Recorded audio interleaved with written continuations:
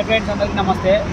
Friends, కొత్తగా రావాలి, కొత్తగా డెవలప్ కావాలనుకునే వాళ్ళు మంచి వీడియోలకు వాల్యూ లేదు. మంచి వీడియోలు మీన్స్ అంటే మీరు ఇంట్లో ప్రసాదం చేసి పంచి పెడితే మా అంటే కొంతమంది భక్తులే తింటారు, అందరు తినరు. అది ఏం పెడుతుండ్రా, దాంట్లో ఏం కలిపిందా అని.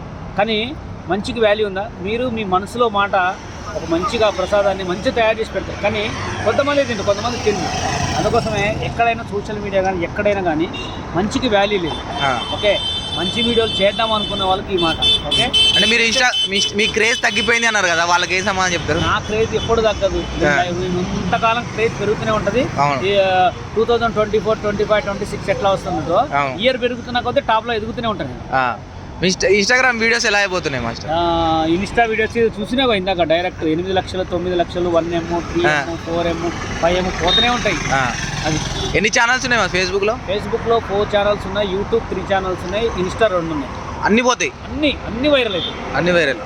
నేను యూట్యూబ్ మీద కూర్చుంటే యూట్యూబ్ లేపుతా, ఫేస్బుక్ మీద కూర్చుంటే ఫేస్బుక్ లేపుతా, ఇన్స్టా మీద కూర్చుంటే ఇన్స్టా మీద లేపుతా. అంటే సపరేట్ మీన్స్ ఆలోచన అంటే లేపాలి అనుకుంటే లేపుతా అంతే.